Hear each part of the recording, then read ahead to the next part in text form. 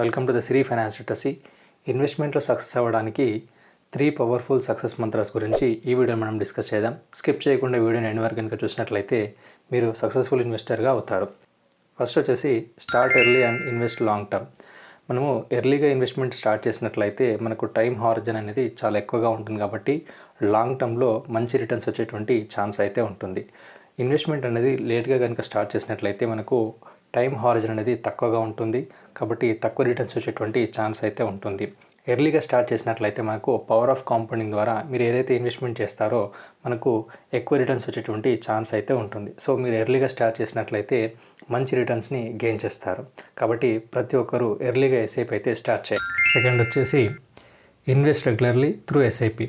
మనము ఇన్వెస్ట్మెంట్ అనేది ఎస్ఐపి ద్వారా రెగ్యులర్గా కానీ మనం ఇన్వెస్ట్ చేసినట్లయితే ఎక్కువ రిటర్న్స్ వచ్చేటువంటి ఛాన్స్ అయితే ఉంటుంది. మ్యూచువల్ ఫండ్లో మనం ఇన్వెస్ట్ చేసినటువంటి అమౌంట్కి యూనిట్స్ రూపంలో మనకు యాడ్ అవుతుంటాయి. మార్కెట్ ఎప్పుడైతే ఫాలో అవుతుందో యూనిట్స్ అనేటువంటివి ఎక్కువగా యాడ్ అవుతుంటాయి. మార్కెట్ హైలో ఉన్నప్పుడు యూనిట్స్ అనేటువంటివి తక్కువ యాడ్ అవుతుంటాయి. సో మార్కెట్ హైలో ఉన్నప్పుడు యూనిట్స్ తక్కువ యాడ్ అయినప్పటికీ కూడా మనకు యాడ్ అయినటువంటి యూనిట్స్ ప్రైస్ కూడా పెరుగుతుంది కాబట్టి దాని ద్వారా కూడా మనకు రిటర్న్స్ వస్తాయి.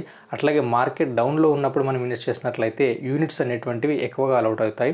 సో మార్కెట్ మళ్ళీ బౌన్స్ అయినప్పుడు మనకు యాడ్ అయినటువంటి యూనిట్స్ ప్రైస్ కూడా పెరుగుతుంది కాబట్టి ఓవరాల్గా మనకు రిటర్న్స్ అనేది ఎక్కువగా వస్తాయి. సో ఎస్ఐపి చేయడం ద్వారా ఈ బెనిఫిట్ అనేది ఉంటుంది కాబట్టి లాంగ్ టర్మ్లో ఎవరైతే ఎస్ఐపి ద్వారా చేస్తారో మార్కెట్ వొలటాలిటీ ఉన్నప్పుడు కూడా మనం రెగ్యులర్గా ఇన్వెస్ట్మెంట్ చేస్తాం కాబట్టి లాంగ్ టర్మ్లో చూసుకున్నట్లయితే మనకు రూపీ కాస్ట్ యావరేజ్ అనేది వర్కౌట్ అవుతుంది. సో మనం ఇన్వెస్ట్ చేసినటువంటి అమౌంట్కి రిటర్న్స్ అయితే ఎక్కువగా వస్తాయి. థర్డ్ వచ్చేసి invest in the right asset class. చాలామంది రియల్ ఎస్టేట్లో కానీ గోల్డ్లో కానీ వివిధ రకాలుగా డెట్లో కానీ అట్లా ఇన్వెస్ట్మెంట్ చేస్తూ ఉంటారు. మీ ఏజ్ని అట్లాగే మీ రిస్క్ ఎపిటైటిస్ని అనలైజ్ చేసి మీకు సూట్ అయ్యేటువంటి అసెట్ క్లాస్లో ఇన్వెస్ట్ చేసినట్లయితే మంచి రిటర్న్స్ అయితే వస్తాయి. సో మీ ఏజ్ తక్కువగా ఉన్నట్లయితే లాంగ్ టర్మ్ హారిజన్ ఉంటుంది కాబట్టి ఈక్విటీ అనేది బెస్ట్ ఆప్షన్. మనకు గత 50 years డాటాని కనుక చూసినట్లయితే గోల్డ్, రియల్ ఎస్టేట్ అన్నింటికన్నా ఈక్విటీ అనేది ఎక్కువ రిజల్ట్ అయితే ఇచ్చింది కాబట్టి ఈక్విటీలో ఇన్వెస్ట్ చేయడం అనేది బెస్ట్ ఆప్షన్. ఎందుకంటే లాంగ్ టర్మ్లో మంచి రిటర్న్స్ అయితే వస్తాయి. ఎవరైతే లాంగ్ టర్మ్లో ఇన్వెస్ట్ చేయాలనుకుంటారో ఈక్విటీలో ఇన్వెస్ట్ చేయడం ద్వారా రిటర్న్స్ అనేది ఎక్కువగా వస్తాయి. ఇప్పుడు డిస్కస్ చేసినటువంటి ఈ 3 సక్సెస్ మంత్రాన్ని కనుక ఎవరైతే ఫాలో అవుతారో వాళ్ళు సక్సెస్ఫుల్ ఇన్వెస్టర్ అవుతారు. Thank you for watching this video.